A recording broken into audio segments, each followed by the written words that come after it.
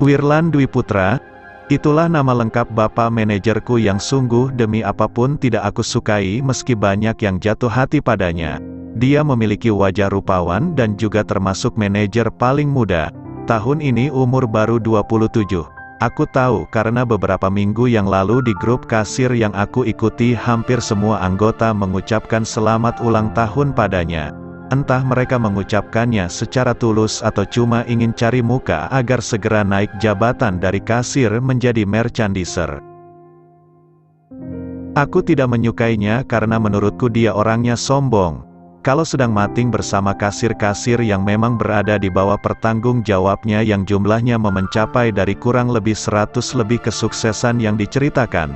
Kalau biasa wajar-wajar saja, hitung-hitung membagikan pengalamannya pada setiap kasir agar bisa sukses jadi manajer tanpa harus menunggu umur tua. Tapi dia malah menceritakannya terus-menerus, sampai-sampai aku hafal tentang kisah hidupnya yang menurutku sangat mulus tanpa hambatan. Dan yang membuatku sangat tidak menyukainya adalah dia selalu mematahkan hati para kasir. Sudah menjadi rahasia umum kalau dia itu playboy. Setiap kasir yang cantik pasti dia pacari. Bahkan kalau tidak salah, kasir cantik yang sempat viral di media sosial pun sempat dia pacari. "Makan, Pak." Aku basa-basi menawarinya saat dia masuk ke gudang dan mendapati aku sedare tege memakan nasi goreng pemberian Pak Dokter. Dia hanya mengangguk, lalu berjalan mengelilingi gudang, memeriksa produk-produk yang terdisplay di gudang. "Target SPD, sales per day, kamu berapa, Nay?" Tanyanya tiba-tiba hingga membuatku keselak. Dia tertawa, menertawakan aku yang tersedak. "Tenang Nay, saya nggak akan minta nasi goreng kamu kok," ucapnya sambil membuka tutup botol air mineral yang dia pegang. Setelahnya dia langsung memberikan air mineral itu padaku. "Jangan dilihatin aja, ambil Nay." Aku pun mengambilnya. "Makasih, Pak," ucapku setelah meneguk airnya. "Jangan lupa nanti di struk, itu belum saya bayar loh." Saya ambil dari rak itu. Dia menunjuk rak di mana air mineral di display. Aku langsung melotot. "Bapak kenapa ngasih minuman yang belum di struk? Ini melanggar SOP, Pak. Di mana-mana struk dulu baru boleh diminum," cerocosku. Dia benar-benar menyebalkan. Aku menunda makanku lantas langsung berjalan ke arah kasir yang dijaga oleh Edi untuk membayar air mineral yang baru aku minum. Setelah itu aku kembali ke gudang untuk melanjutkan makan. Dia masih memasang wajah geli. "Berapa naik target sepeda toko kamu?" Dia kembali mengulangi pertanyaannya saat aku sudah menyelesaikan makan. 21 juta, jawabku. "Rata-rata transaksi virtual perharinya berapa?" Aku diam. Aku lupa berapa jumlah transaksi virtual perharinya di tokoku. "Berapa Nay?" 3 juta, jawabku sangsi. "Cuma 3 juta, 5 deh kayaknya." Dia kembali tertawa sambil menatapku dengan tatapan geli. "Bikin keki." Sabar itu tidak ada batasnya. Kalimat itu sangat ringan diucapkan tapi sangat sulit dipraktekkan. Padahal Allah menjanjikan pahala tanpa batas untuk orang-orang yang bersabar. Dan sekarang aku sedang berusaha untuk bersabar. Bersabar menghadapi konsumen yang sungguh demi apapun sangat, aku tidak berani melanjutkannya. Tembus murah ini berlaku bila ibu berbelanja produk home care sebesar 50.000. Produk home care itu contohnya kayak deterjen, pembersih lantai, pengharum ruangan. Pokoknya barang-barang yang ada di rak sebelah kiri. Aku menunjukkan rak yang ada di sebelah kiriku kepada seorang konsumen yang sedari tadi terus saja merecokiku yang sedang stok opname. Dia terus memberikan pertanyaan yang sama padahal aku sudah menjelaskannya lebih dari 4 kali. Saya mah nggak butuh deterjen, Neng. Saya mah butuhnya sabun mandi." Aku hanya mengangguk sambil tersenyum. "Bisa kan Neng kalau belanja sabun mandi, odol, sampo sama minyak wangi, terus beli gula harganya jadi 1.000. Aku menggeleng, "Maaf Ibu, tidak bisa. Ibu harus beli dulu produk home care sampai dengan 50.000.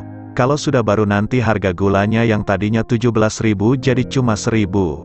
Ngapain atuh kalau nggak bisa dipromoin?" Ucap si ibu mulai sewot tarik napas, hembuskan. istighfar sebanyak-banyaknya. Sudah ketentuan perusahaannya seperti itu, Ibu, Iich males belanja di sini.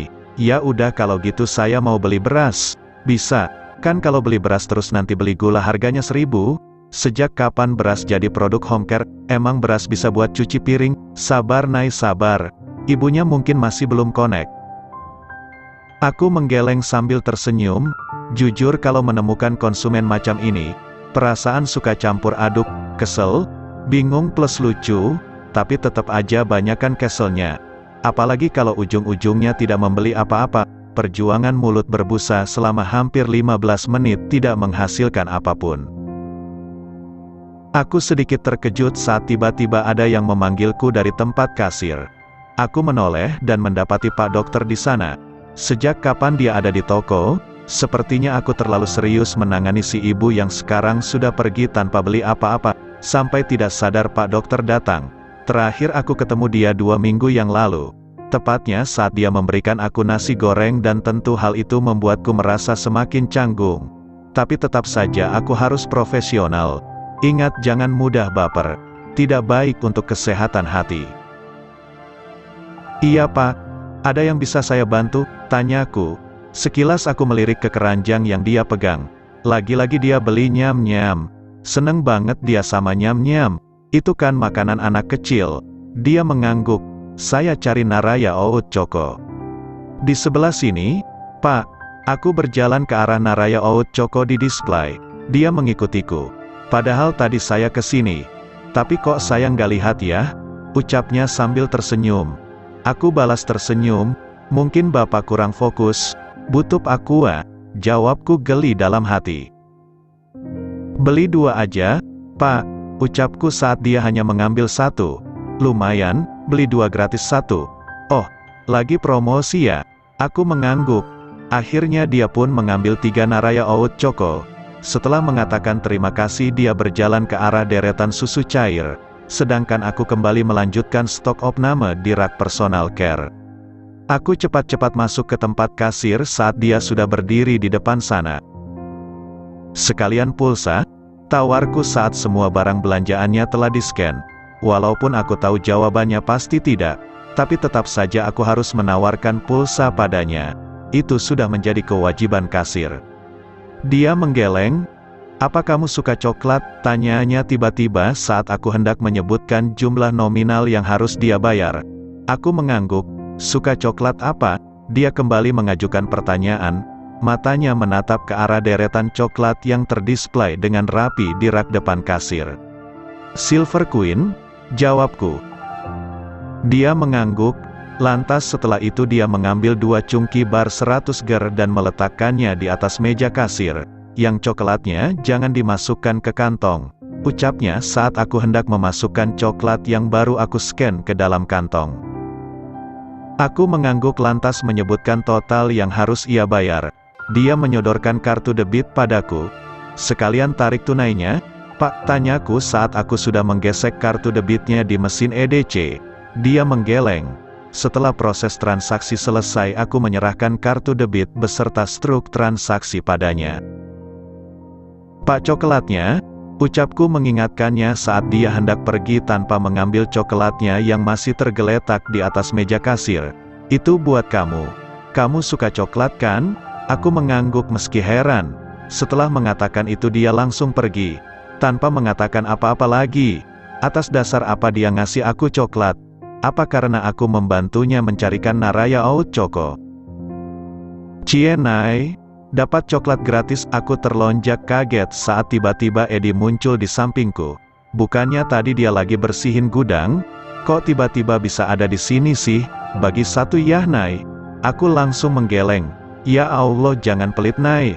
Entar kuburan lo sempit. Minta ya 1. Nenek gue lagi ngidam pengen coklat. Gajian masih lama lagi. Dia langsung memasang wajah melas. Nenek gue tuh suka banget sama coklat. Padahal udah nggak punya gigi. Aku langsung tertawa. Potek aja ya. Yang lain juga kan pasti mau. Astagfirullah masa nenek gue dikasih coklat potek. Jangan atuh Nay. Nggak sopan. Entar gue dipecat jadi cucunya. Aku kembali tertawa. Lo tuh beruntung banget sih Nay. Saban hari dapat coklat gratis mulu. Mentang-mentang muka lo manis kayak coklat, konsumen jadi demen banget ngasih lo coklat.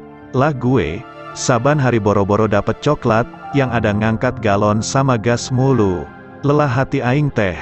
Tawaku semakin tidak bisa terbendung. Edi benar-benar lucu.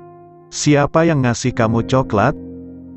Refleks aku berhenti tertawa sementara Edi langsung berjalan ke arah rak sabun mandi. Dia langsung akting pura-pura ngerapihin displayan saat mendapati Pak Wirlan yang sudah berdiri di sampingku. Edi itu sangat takut pada Pak Wirlan. Soalnya dia kena omel mulu. Omelan rak nggak rapi lah, halaman berantakan lah, kamar mandi kotor lah, gudang acak-acakan dan masih banyak omelan lainnya. Jadi kalau ada Pak Wirlan, dia pasti akan langsung pura-pura sibuk walaupun pada kenyataannya dia sedang tidak sibuk. Siapa yang ngasih kamu coklat? Bapak manajer yang terhormat kembali mengajukan pertanyaan yang sama. Baru juga 2 minggu yang lalu dia kunjungan. Masa sekarang udah kunjungan lagi? Bukannya biasanya kunjungan cuma sebulan sekali. Konsumen Pak, jawabku singkat. Kamu sering dikasih sama konsumen? Enggak, cuma sesekali aja Pak, jawabku. Di bulan ini aku sudah 4 kali dikasih coklat. Itu nggak masuk ke kategori sering kan? Yang pertama aku dikasih sama Bu Dahlia. Dia pelanggan tetap, memang sudah biasa beliin aku coklat karena dia tahu aku suka coklat. Yang kedua dari kakek-kakek yang aku bantu ngambil uang di ATM karena beliau nggak ngerti cara ngambil uangnya di mesin ATM. Yang ketiga dari polisi yang aku bantu pilihin susu ibu hamil buat istrinya. Dan yang keempat dari dokter yang aku bantuin cari Naraya Oat Choco. Kamu suka coklat? Pertanyaan Pak Wirlan sama persis dengan pertanyaan Pak Dokter barusan. Bener-bener nggak kreatif nih Bapak manajer. Suka Pak, jawabku. Setelah menerima jawaban dariku dia langsung mengambil 2 coklat Silver Queen dan memberikannya padaku. Scan Pak, tanyaku memastikan. Dia mengangguk, 43.000. Dia memberikan uang pecahan 50.000 padaku. Coklatnya buat kamu, ucapnya saat aku hendak menyerahkan kembalian beserta coklatnya. Bu, buat saya, Pak, dia mengangguk. Setelah itu dia langsung pergi. Coba jawab pertanyaanku, ini hari apa? Kenapa aku dapat banyak coklat? Bener-bener rezeki anak saleha dan rezeki neneknya Edi yang lagi ngidam pengen coklat.